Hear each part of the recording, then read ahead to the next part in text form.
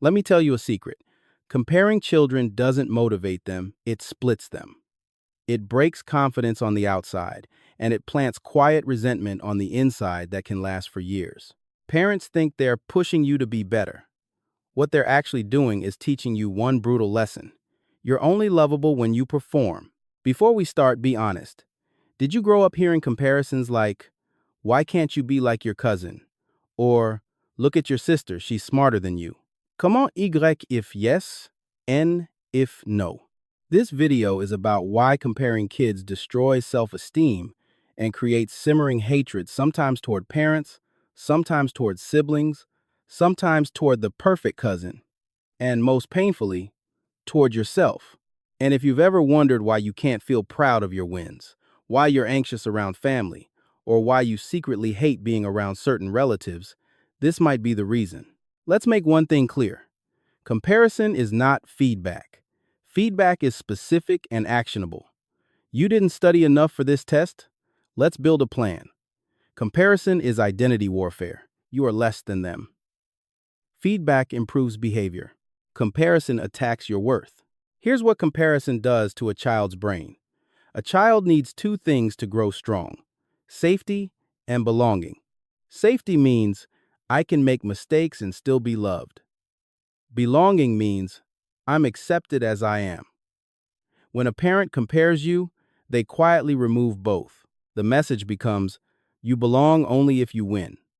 You're safe only if you outperform. That's not love. That's a performance contract. Now, I'm going to break this down into the two biggest consequences. It destroys confidence and it creates resentment. First, why it destroys confidence. When you're compared, you learn to measure yourself through other people's lives instead of your own progress. Your identity becomes a scoreboard. Even when you do well, the goalpost moves. You get an A, they say. Your cousin got A+. You get a good job, they say, but your friend makes more.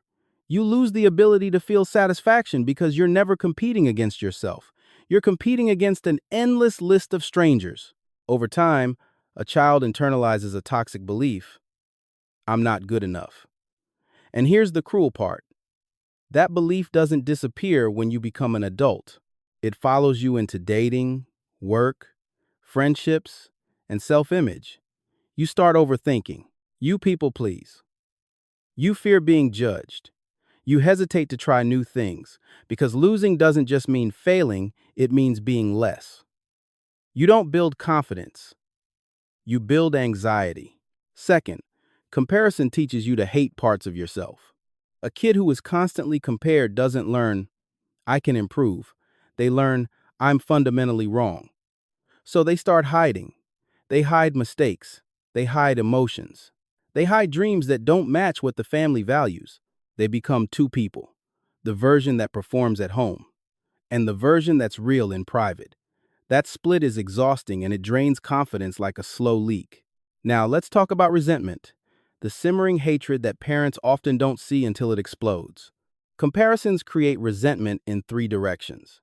Resentment direction 1, toward the parent, because the parent becomes the judge. The courtroom, the impossible standard.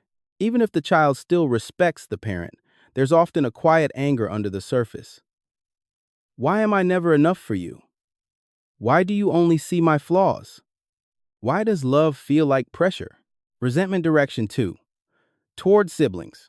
When one child is the golden child and the other is the problem child, siblings stop being teammates.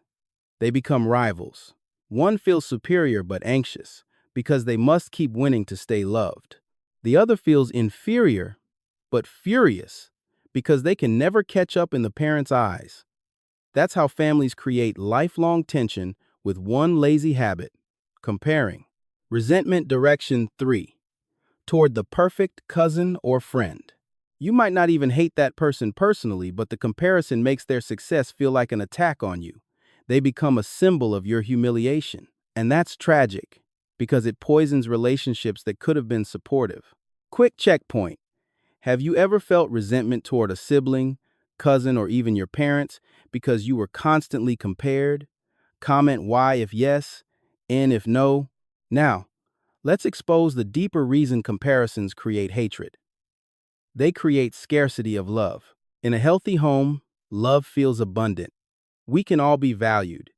In a comparison home, love feels scarce. Only one person can be the best, and everyone else is a disappointment. Scarcity turns family into competition. Competition turns closeness into politics. And here's the sneaky part. Parents often compare because they're afraid their child won't succeed, afraid of judgment from relatives, afraid of wasting potential, afraid they'll be blamed. So they push by comparing. But fear-based parenting produces fear-based children, kids who chase approval, not purpose. Let me show you the three main psychological wounds comparison creates. Wound 1. Conditional worth. You learn that your worth depends on achievement, so you become addicted to validation. You might become a high achiever, but internally you feel empty because achievement never heals a wound that was created by lack of unconditional acceptance.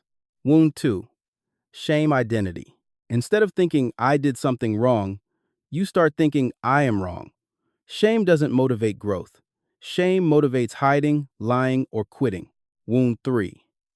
Social anxiety and hypervigilance. You become sensitive to criticism. You read people's faces. You overprepare. You fear being exposed. That's not confidence, that's survival. Now let's talk solutions, because awareness without action is just pain with better vocabulary. If you're a parent watching this, stop comparing. Replace comparison with specific coaching and private feedback. The goal is to build the child's competence without attacking their identity. Instead of, why can't you be like your cousin? Say, let's figure out what's blocking you and build a plan. Instead of, your sister is better than you. Say, you have your strengths. Here's what we can improve next. Instead of, look how perfect they are. Say, I care about your progress, not someone else's life. If you're the child who grew up with comparisons, here are 3 steps to rebuild your confidence and drain the resentment. Step 1. Rename the story. The comparison wasn't proof you were inferior. It was proof your environment used the wrong tool. You were a human being treated like a scoreboard. Step 2. Build internal metrics. Start measuring progress against your past self, not against other people. Ask, am I improving? Am I learning? Am I consistent? Confidence is built through evidence, small promises kept to yourself. Step 3.